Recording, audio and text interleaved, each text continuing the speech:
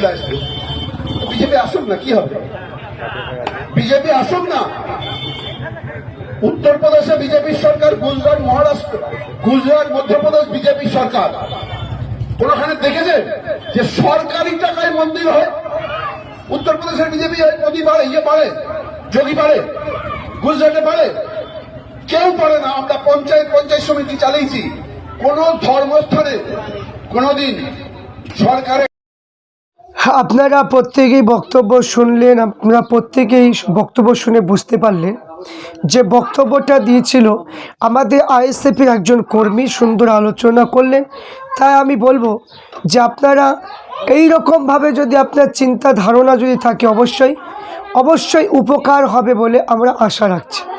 কারণ বর্তমান সময়ে যে একটা রাজনীতি চলছে, বর্তমান সময়ে যে একটা রাজনীতিকে এমন একটা পরিস্থিতির মধ্যে এনেছে যে মানুষের কাজ নেই, মানুষের কর্ম নেই, মানুষের কোনো কিছু সংস্থা নেই। প্রত্যেকটা জিনিসের মধ্যে এখন বিভ্রান্তি, আর বিভ্রান্তির মধ্যে আমরা প্রত্যেকেই পড়ে যাচ্ছি। তো আজকে আমরা দেখতে পেলাম যে আইএসএফের যিনি একমাত্র বিধায়ক পীরজাদা মানে নওশাদ সিদ্দিকী ভাইজান, তিনি হচ্ছেন আইএসএফের একমাত্র বিধায়ক।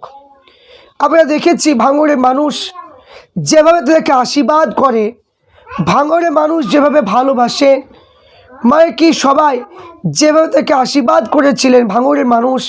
এই জন্য পীরজাদা নওশাদ সিদ্দিকী ভাইজান তিনি জিতেছেন, অনেক কাজকর্ম করেছেন, অনেক মানুষের পাশে দাঁড়িয়েছেন। এখন 2026 আসছে, যে ভোটের যে ইলেকশান আসছে, এখন মানুষ সবাই বুঝতে পেরে জাতি ধর্ম বর্ণ নির্বিশেষে প্রত্যেক মানুষ যেভাবে পীরজাদা নওশাদ সিদ্দিকী ভাইজানকে আশীর্বাদ করছেন, এই দেখে কিছু মানুষ এরা বলছে যে আইএসএফকে ভোট দিলে আইএসএফ নাকি বিজেপিকে নিয়ে আসবে, আইএসএফ নাকি বিজেপির দালাল, আইএসএফ নাকি বিজেপির টাকা নিয়েছে, আইএসএফ নাকি আইএসএফে ভোট দিলে বিজেপিতে চলে যাবে। এই রকম কথা আমরা শুনতে পাচ্ছি। বিশেষ করে একজন আহলে হাদিসের একজন বক্তা, নাম হলো মুমতাজুল ইসলাম, সে বলছে যে নওশাদ সিদ্দিকীকে ভোট দিলে মানে কি তার গ্যারান্টিটা কি, তার গ্যারান্টি কি আছে? তাকে যে ভোটটা দেব তার গ্যারান্টিটা কি আছে? সে যদি মানে কি বিজেপি চলে যায় বা টিএমসিতে চলে যায়, তাহলে সেই মানে মুসলমান আমরা সবাই তো বেকার হয়ে যাব। তা আমি বলবো ওই সমস্ত ধারণা যারা করছেন তাদেরকে লক্ষ্য করে বলবো, আইএসএফের নীতি এক, আইএসএফের কথা এক, আইএসএফের শর্তগুলো এক। আইএসএফ কোনোদিন টাকাতে বিক্রি হয়নি, আইএসএফ কোনোদিন টাকাতে বিক্রি হবে না। আর আইএসএফ যদি করা হয় বিজেপি চলে আসবে, এই মূর্খতার কথা আর চলবে না। খুব হয়েছে 2021-এ এই কথাটা খুব প্রচার হয়েছে। 2021-এ মানুষ বুঝতে না পেরে সবাই একচাটি ভোট দিয়ে মুখ্যমন্ত্রী করেছে, কিন্তু সেই প্রলোভনে পড়ে মানুষ আর মানে পড়বে না।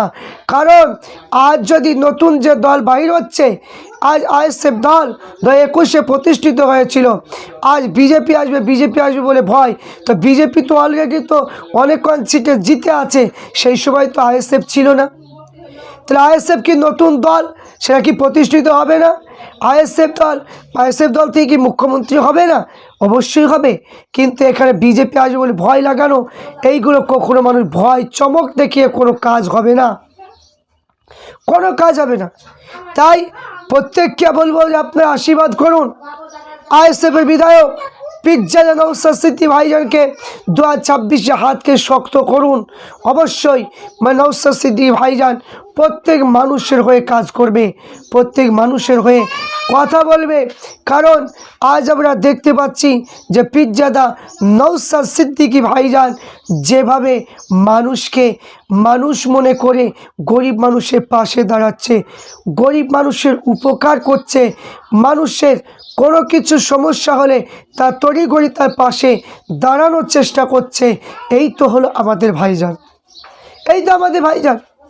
তিনি জাতপাত দেখছেন না, তিনি কোন ধর্মের মানুষ সেটা দেখছেন না, তিনি একটা জিনিসই দেখতে চাইছেন, তিনি হলে আমাদের পীরজাদা নওশাদ সিদ্দিকী ভাইজান তিনি ভাবছেন যে মানুষ আমরা জাতি ধর্ম বর্ণ নির্বিশেষে প্রত্যেক মানুষ হলো আমরা এক, এই জন্য আমাদের মধ্যে কোনো ভেদাভেদ থাকবে না, আমাদের মধ্যে কোনো ভেদাভেদ থাকবে না। এই যে আমরা দেখতে পাচ্ছি লক্ষ্মী ভাণ্ডারের জন্য 1500 টাকা করে দেওয়া হচ্ছে, কিন্তু দেওয়া হচ্ছে দিবে বলছে, কিন্তু এখনো দেওয়া শুরু হয়নি। 1500 টাকায় একটা মানে কি সংসার কি চলে? মহিলাদের সংসার কি চলবে?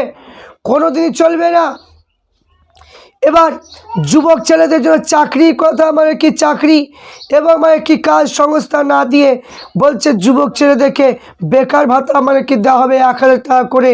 তাহলে এই 1000 টাকায় ওই যুবক ছেলে কি সংসার চলে যাবে? কোনো দিনই যাবে না।